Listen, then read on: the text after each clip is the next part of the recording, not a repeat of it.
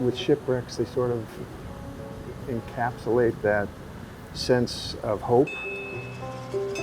And then when a ship wrecks, what becomes of those hopes and dreams? There's a claiming that takes place there. A sense of, we died for this, so it now belongs to us. Our dead are buried off the coast now. So this is now our cemetery, this is our place. Anything that came ashore on our lands was in our jurisdiction. If these stones could only talk, the stories they would tell.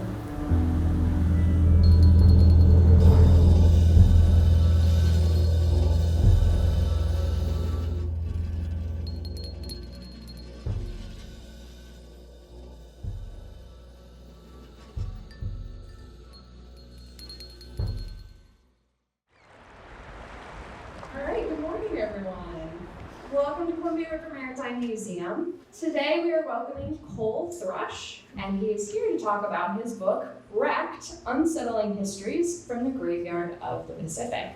So without further ado, please welcome Coll Thrush.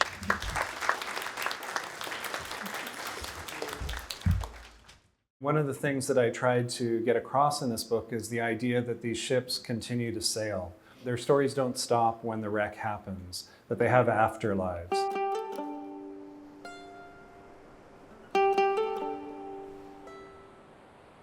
So the Graveyard of the Pacific is the Oregon, Washington, and Vancouver Island coast, and there have been more than 2,000 wrecks in that zone. It's one of the most treacherous areas of water in the world, and the factors that lead to that danger are many.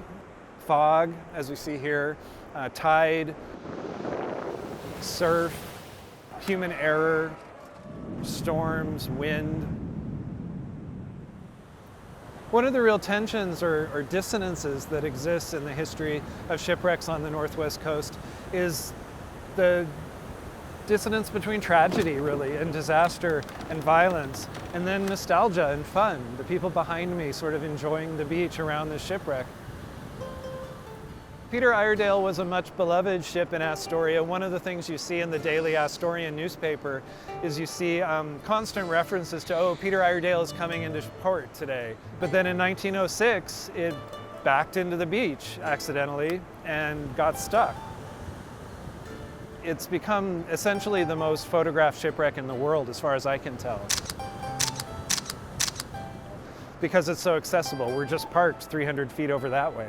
Right? It's very convenient to get to. And so it's become really an iconic piece of Northwest history. Everybody knows this ship. Everybody has a claim on it, which means everybody has a claim on this place.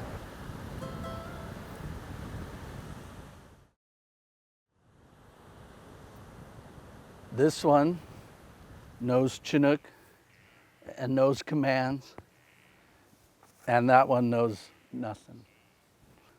Carl, Mifflet. To talk about shipwrecks, we really need to think about or talk about this deeper way that our folks think about what's offshore and what ultimately comes ashore.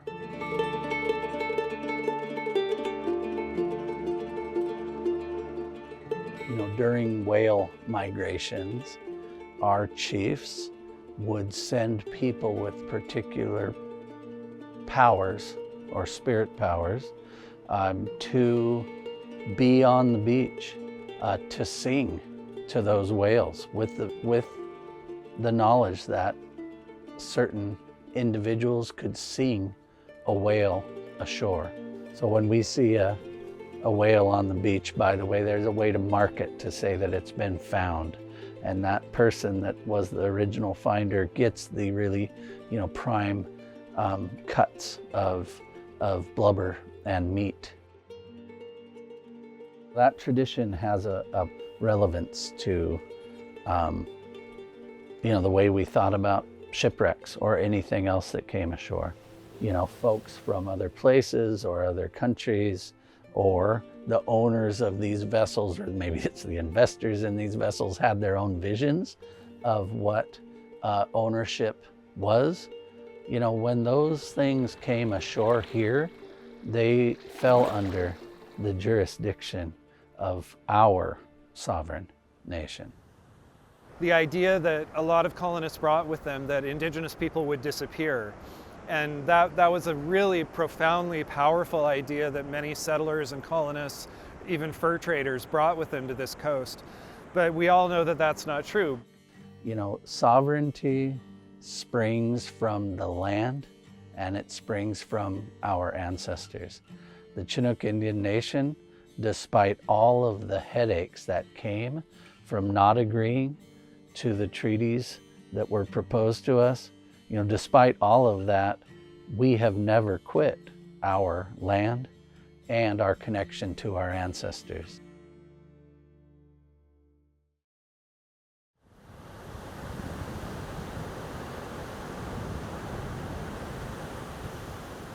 It's an absolutely powerful meeting of both the river and the ocean. The currents in both are intense. So when you have two currents that are really, really strong and really, really big waves and lots of sand, it's just a recipe for disaster.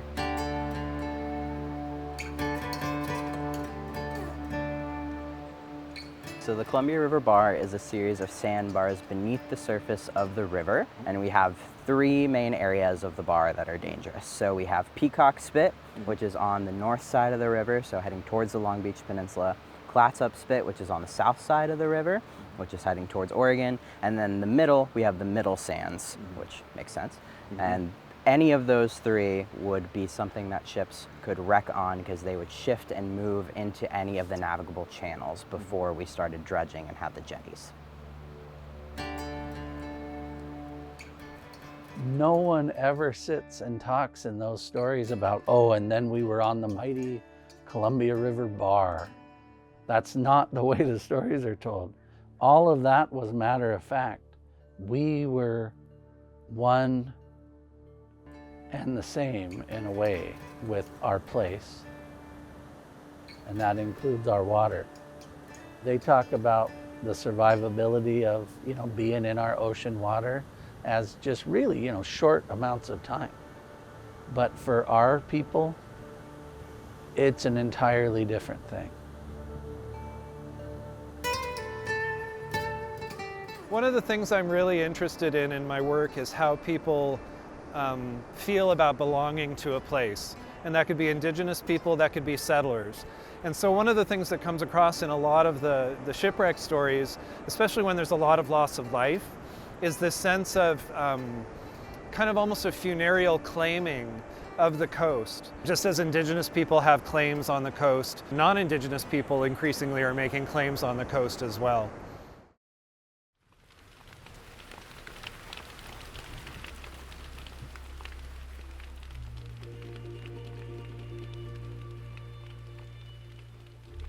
When I took over the cemetery from Wally Bales, a gentleman, Wally Bales was charged of the cemetery for years. And he used to say that there was numerous customers up here that we didn't know who they were, and the speculation always was that these were shipwreck victims that came ashore, no identification, anything, and they brought them up here and buried them.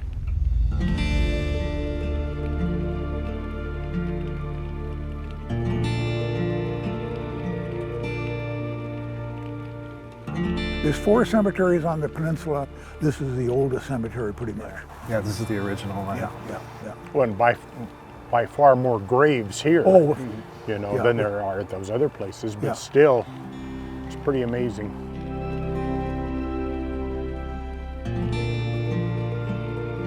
I've read a few stories of survivors who ended up staying and marrying into the community. And yeah. Well, you know, in the old days, this area, Tom knows it better than I do, how isolated this place was. There wasn't a lot of ways in or off the peninsula.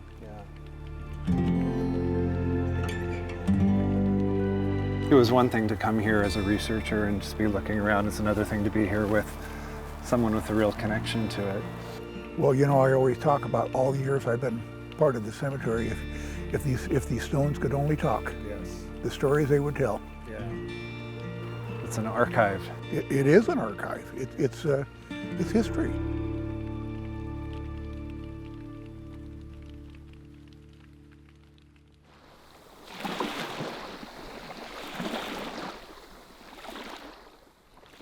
By the early 19th century, the Northwest Coast actually had a reputation as a place of violence because of some incidents that did happen during the fur trade. Indigenous rescue far outweighs those incidents, but still the idea of this place as a violent coast led actually to a lot of violence against Indigenous people on the coast in the wake of shipwrecks.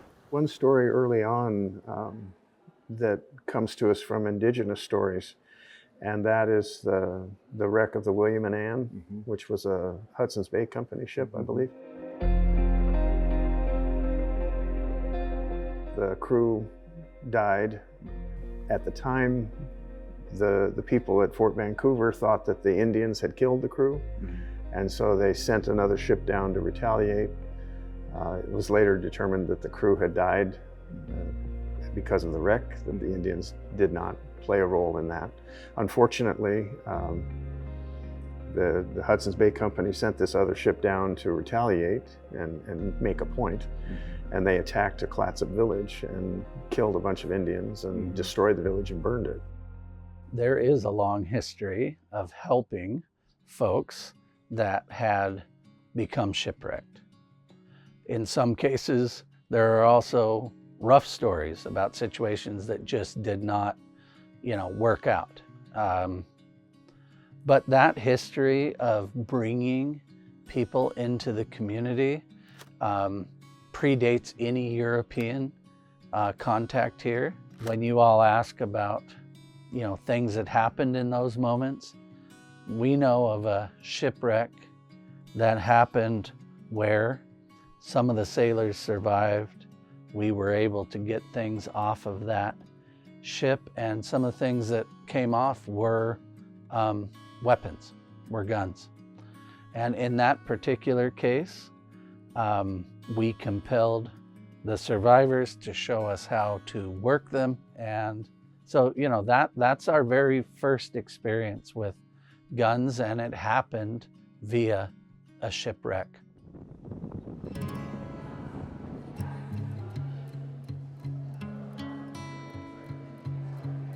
Do you have any particular shipwrecks that you think of as your shipwrecks here? Well, I'm rather fond of the Václav Vorovsky, the Russian freighter in 1941 that ran aground out on the bar.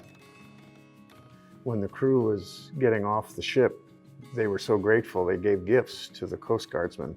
And this one particular Coast Guardman was handed a fistful of spoons. This woman came to the museum one day and asked innocently at the front desk, did we have any information about a Russian freighter that ran afoul at the bar? She explained that her husband had been in the Coast Guard, and I said, well, as a matter of fact, we have an exhibit. And she said, yes, that's the one. In fact, that's my husband. There was a photograph showing the rescue. It was well documented at the time. And I told her, if you ever find those spoons and want to give them a new home, we'd be happy to have them here. Well, 5 weeks later, I get a padded envelope in the mail, and here are these 5 spoons with a note from her, and they've been added to our exhibit now on shipwrecks. We know that we had metal that we were accessing from Asian shipwrecks, 1,000, 2,000, whatever years ago. That was happening. But when these European ships were first coming, we were really anxious to trade our canoes for their lifeboats. We cared nothing about the lifeboat. The lifeboat was not a great vessel, in our opinion, of watercraft. But what it was is something that had straps of metal. It had nails, right? We just took those and took them apart for the metal.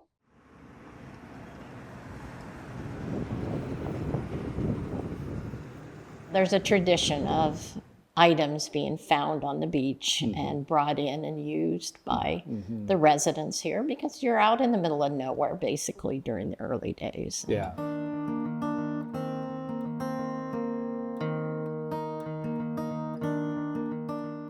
My family had, back in the shed, there were these big boxes. There were wooden crates with lard in them. I found out by asking that, where did the lard come from? And it came from a shipwreck. And it was a Russian ship, the Václav Vorovsky, that had all this lard aboard. And And they used it in munitions. But I remember my grandma using the lard until it was gone. And she made really good pies. Her favorite was apple pie, and that was my grandpa's favorite too, so that's mostly what she made. Yeah. Any rhubarb?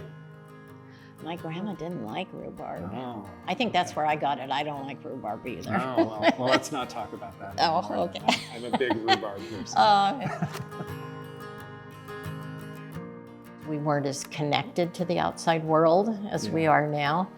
Families in the past were used to living off of what they found or what they could get. It's kind of a mindset, I guess, that people are pretty hardy that are from this area.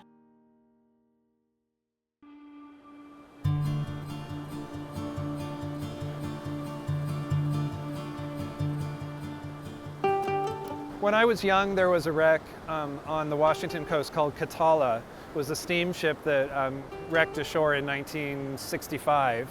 And we used to go razor clamming on the beaches near there, and every time we would go razor clamming, we'd go and see the wreck.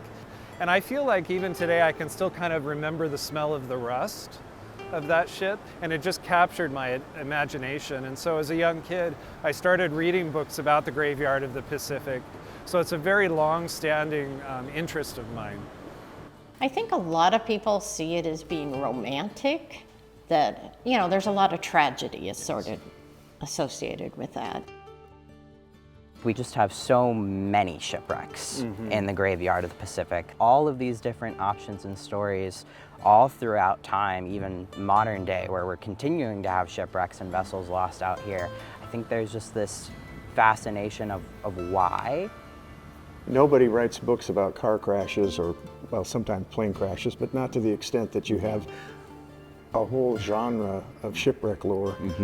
It transforms into something that has a different life that continues.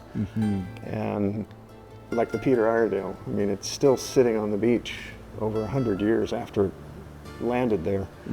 And every vacationer that comes to Clatsop County and goes out there encounters it and has a personal connection with it. It's something that becomes part of another person's life, for good or bad. I mean, it's there, and it lives with us. I started doing research into who Peter Iredale the man was. He was the ship's builder and owner, and its namesake. He died a few years before it wrecked in Liverpool. And it appears from a biography that was found by his own descendant that he was actually, he had made his money off the last years of the illegal slave trade off the west coast of Africa. And so that really changes what this thing means, I think, what this object means. It connects us to a much darker history, a much more complicated story than just kind of tourist nostalgia. There's something else going on here beyond that. The history of shipwrecks and these European shipwrecks that, you know, that lend the name Graveyard of the Pacific or whatever here in our place, that is also just a blink of an eye in our history, and it is a part of a continuum. It's incredibly important for us to remind folks that, you know, these ships that came ashore, whether they came ashore, traded and left, or whether they were wrecked on our beaches, were under our jurisdiction. The tidal and tempestuous afterlives of these ships are the echoes of past eras. Just like lost times, they are never fully in the past. They are revenant remains, telling stories, the final results of which are yet to be seen. Thank you for coming today.